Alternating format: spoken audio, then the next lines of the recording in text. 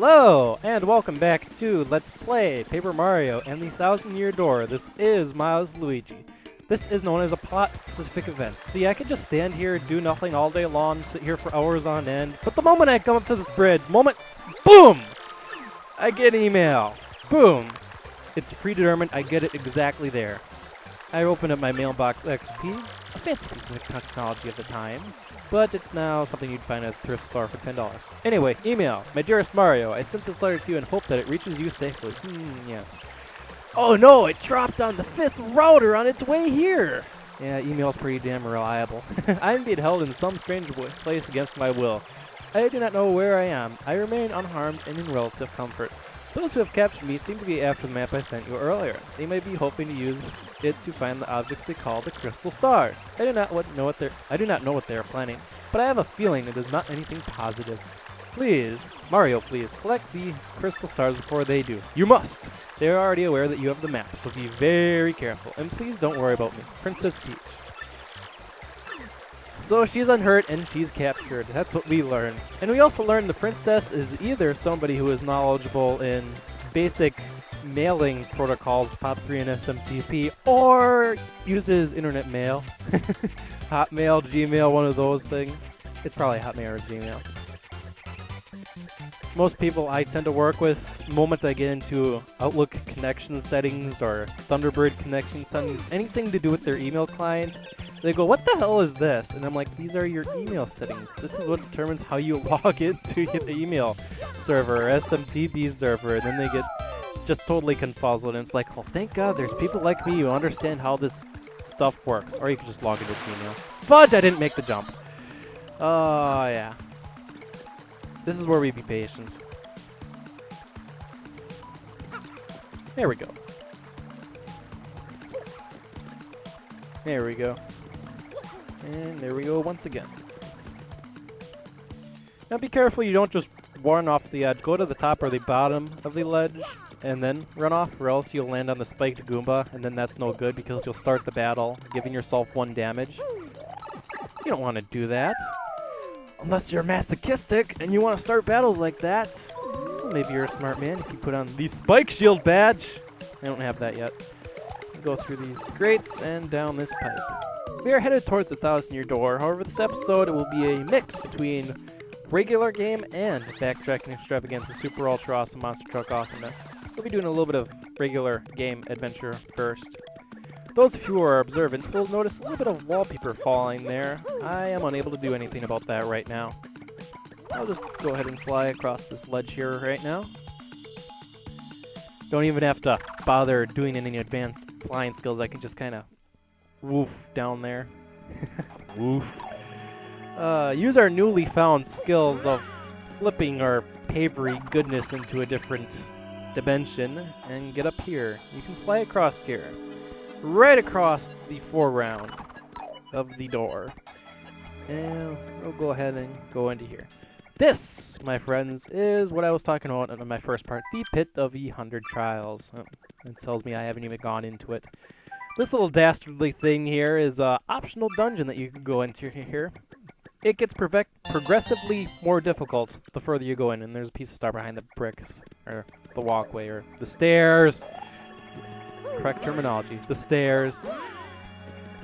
But yeah, I won't be going in there until certain events request that I go in there. I think I only have to go in there 3 times. Once to the 20th floor, once to the 50th floor, and once all the way down. That's what I remember anyway. I know there's a star piece hidden in this room specifically. I forgot if it's behind something or somewhere. I know it's somewhere in this room there's a star piece hidden. I'm just gonna quick look. Look up later. Pulled up our new crystal star, and because of the engineers at this time, they engineered a nice, cool little techno show for us to watch again by pulling up that crystal star. How this is powered? Ancient batteries!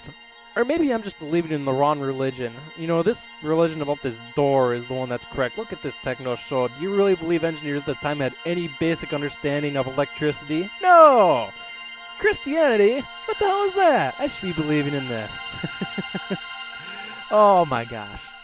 Well, anyway, hold up the map, and it shows us the location of the next crystal star. We'll poof up this little middle area of the map behind Rogueport, where these white trees grow up, and that bigger white tree grows, and the green crystal star appears. Woof. Word of the day. Woof. I'm a dog. Woof, woof. Yay, we know the location of the next crystal star, but we have no clue where it is.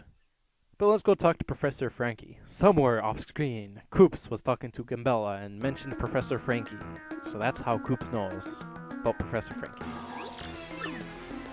Professor Frankie makes a little bit of a professor-y noise.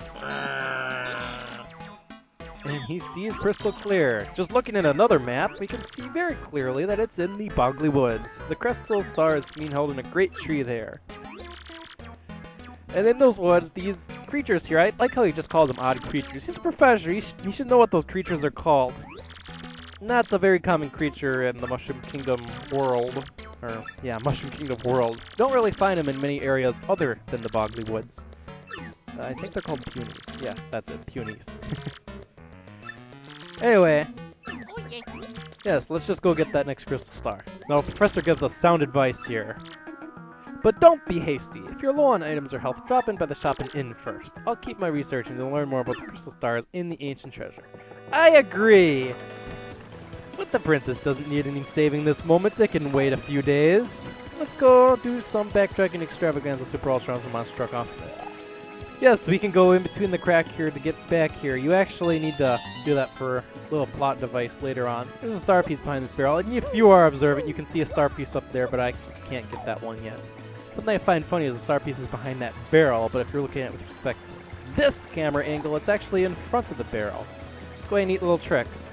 And we see Luigi here. He tells lawn stories.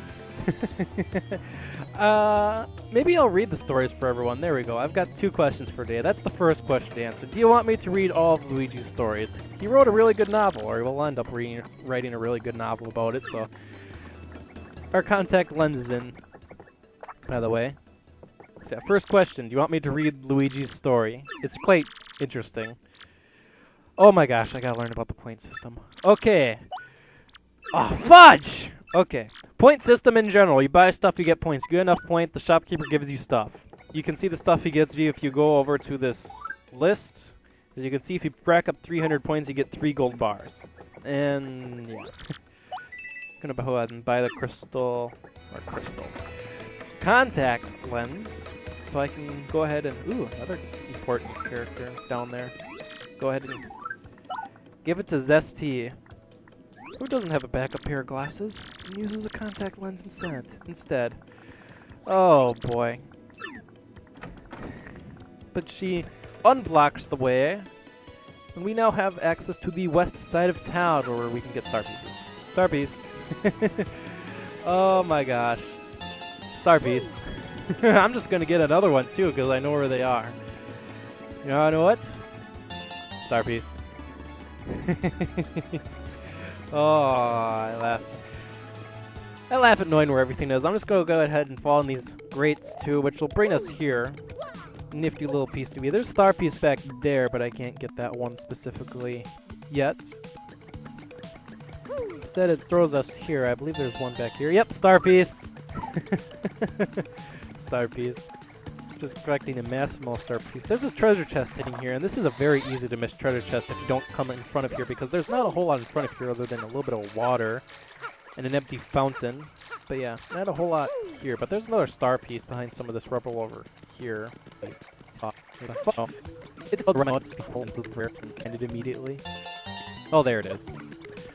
Cursed hidden star pieces. Anyway, one more star piece to collect, and I will call it quits for this episode of Let's Play Paper Mario and the Thousand Year Door. I'd like to end off with my second question I planned on asking. It's a very simple question.